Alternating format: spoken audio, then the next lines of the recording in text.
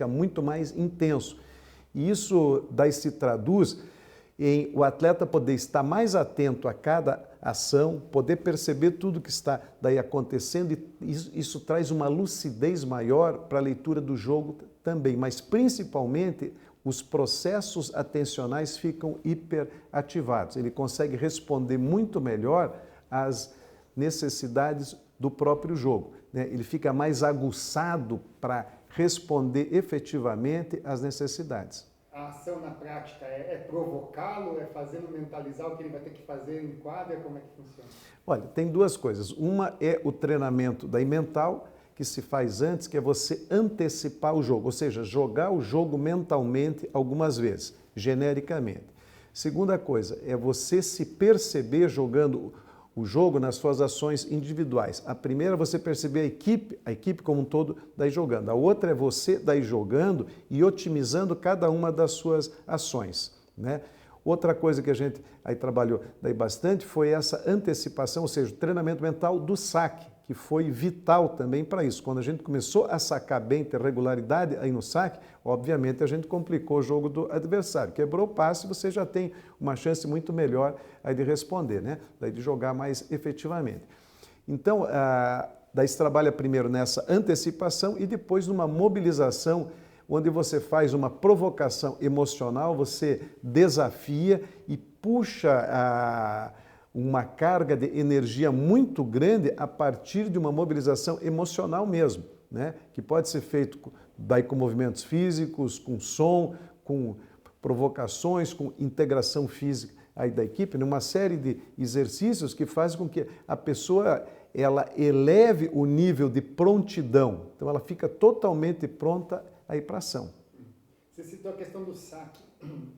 O Lippe também destacou isso, que o saque no vôlei é o único fundamento que só depende do próprio atleta, né? Porque não depende do que aconteceu na jogada, de uma bola bem levantada ou bem passada. Qual que é a importância desses rituais, né, que os jogadores fazem no saque e como otimizar isso?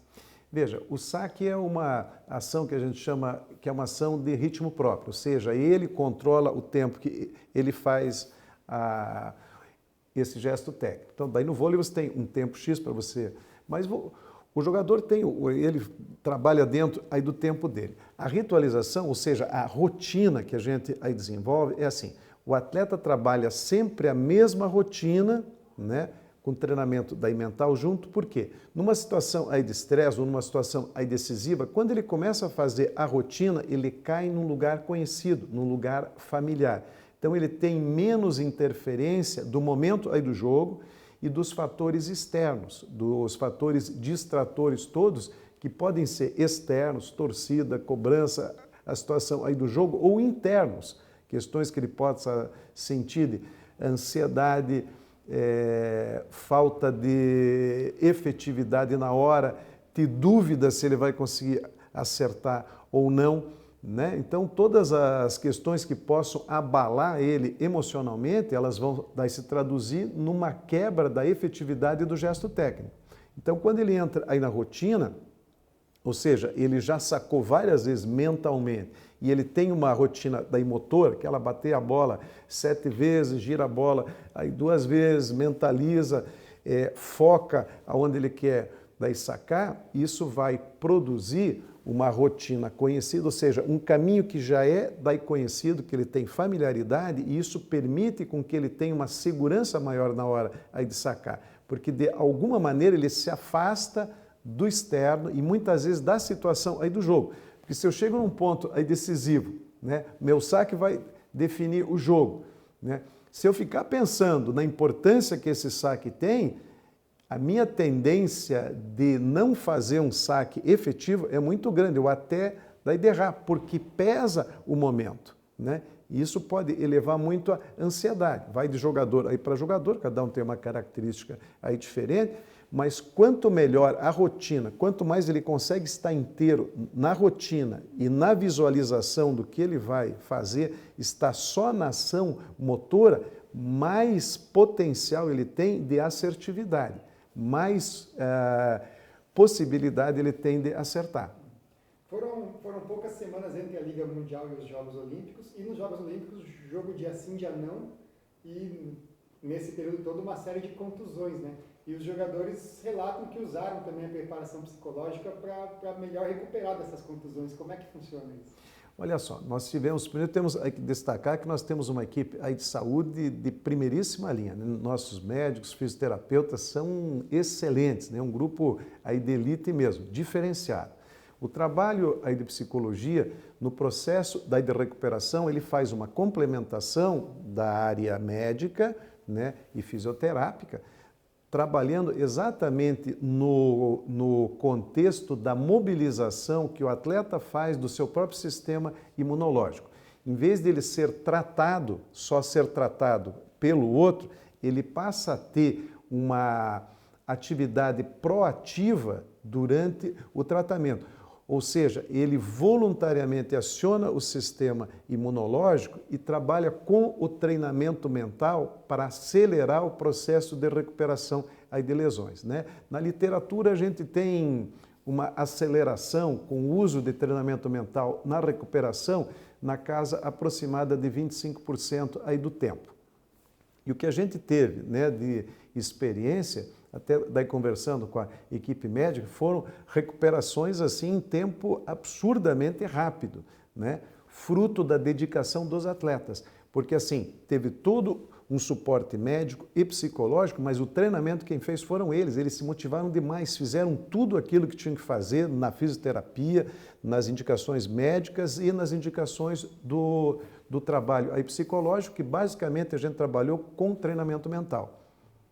O Lipe também relata, Gil, que ele conseguiu, durante essas 2 semanas de jogos, um foco mental 100% em todas as ações dele, desde o despertar, tomar café da manhã, concentrando no que precisa fazer para tomar café da manhã, a fisioterapia, a massagem, os treinos, o descanso, ele conseguiu esse foco em tudo. Por quanto tempo, né, um atleta consegue esse estado de meditação, vamos dizer assim, e qual a importância disso aí para o rendimento dele? Olha, eu acho que a questão daí do foco, ele se baseia em 2 coisas. Treinamento daí mental, que é o quê? Você trabalhar as ações mentalmente, porque quando eu faço um trabalho, quando eu visualizo um gesto técnico, daí, por exemplo, o saque, eu vou acionar as mesmas regiões no córtex pré-motor, lá daí no cérebro, eu aciono as mesmas regiões que eu aciono quando eu faço o gesto fisicamente. Obviamente com intensidades diferentes, mas eu vou pavimentando o movimento que eu vou fazer depois fisicamente, né? Aliás, isso no processo de recuperação também, nós daí trabalhamos além do treinamento daí mental específico para recuperação, nós trabalhávamos o treinamento daí mental da pessoa continuar treinando mentalmente as mesmas coisas que ela daí fazia enquanto ela estava dentro do processo aí de treinamento aí normal, né? Isso também mantém mentalmente, ou seja, você mantém o estímulo cerebral do treino. Então, quando ele volta muito mais rápido, né? Mas dentro aí do foco nós tivemos 2 trabalhos básicos. O trabalho de mindfulness, trabalho aí de meditação, né, onde os atletas daí se concentravam na respiração, em ter um foco mental, em controlar daí pensamentos e em poder dirigir o foco voluntariamente para algum lugar. A meditação não é nada mais que um processo de otimização atencional, ou seja, eu melhoro a minha capacidade de atenção fazendo a meditação. Quando eu transponho isso para o treino, eu consigo ficar mais atento naquilo que eu faço, ou seja, eu fico mais presente. Um dos efeitos do trabalho de meditação é justamente a presentificação, ou seja, o atleta poder estar presente exatamente naquilo que ele está fazendo, né? A descrição que o Lipe fez da intensidade dele em cada ato, em cada momento, né, desde as ações extracampo até o jogo propriamente, traduz exatamente o efeito do trabalho meditativo. Ou seja, a pessoa está totalmente presente naquilo que ela está fazendo, 100% no que ela daí está fazendo. Se ele está tomando café, ele está lá. Se ele está daí jogando, ele está lá. Se ele está daí se alimentando, ele está presente daí naquilo que ele faz. Então, assim, isso traz o quê? Uma intensidade maior em todos os atos. Dentro aí do jogo, é ele poder estar totalmente mergulhado na ação que ele está vivendo. Ele não está antecipando nada e não está lidando com nada do passado, não está daí se perdendo nos estímulos externos e nem nos estímulos internos. Ele está inteiro lá, né? Uma consequência natural disso é um estado que a gente chama de fluxo, ou seja, a pessoa vive o momento presente com intensidade e isso potencializa a ação que ela está executando. Então isso acho que foi uma grande questão que a gente pode ter em grande parte aí do grupo, porque o grupo teve momentos aí de fluxo como equipe, onde as coisas todas fluíram, né? E nós daí conseguimos otimizar as ações grupais. Voltando lá para a competição, então o Brasil enfrentou, ao contrário das outras equipes, 4 mata-matas, né? Como o senhor já citou, a partir desse jogo contra a França. E foram os 4 melhores jogos da seleção, coincidentemente, né? Numa campanha quase perfeita, né?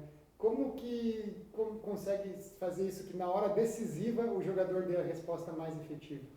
Eu acho que aí tem uma coisa chamada preparação, né? Antes do jogo com a França, né? Nós tínhamos perdido aqueles 2 jogos, houve aquela coisa toda, aquele mal-estar, óbvio, né? Aquela dúvida. Mas aí nós paramos para pensar, e acho que uma coisa importante é assim, ninguém treinou mais que o Brasil. Nossa equipe treinou muito, ninguém se dedicou mais que os nossos jogadores, que a nossa comissão técnica toda. Todos estavam envolvidos 100% daí naquela história. Nós fizemos essa reflexão aí também. Ninguém treinou mais aí que a gente. Ninguém merece mais esse título aí do que a gente. Eu acho que esse foi um ponto fundamental. Todo esse trabalho aí que foi feito desde o começo da preparação em Saquarema, em todas as áreas, o grupo estava pronto. Ele não tinha respondido ainda e não tinha vindo à tona com a sua intensidade. A França foi o primeiro momento onde o grupo foi colocado na parede e teve que responder. Aquilo que a gente falou da identidade, o tigre acordou. Foi o momento do despertar de tudo aquilo que já tinha sido feito e de muita coisa que já tinha sido daí mostrada na Liga Mundial. Porque nós fizemos uma liga excelente, nós não ganhamos a final. Ainda bem, porque aquela adversidade serviu para esse grupo se fortalecer ainda mais. Porque ele já tinha lidado com situações aí de dificuldade e já tinha visto que nesses momentos daí decisivos nós temos que ter outra atitude. Não é um momento qualquer, não é um jogo aí qualquer, é um jogo que exige muito mais aí de cada um, né? Então, eu acho que a gente teve esse ponto fundamental. O Tigre acordou exatamente naquele jogo aí com a França.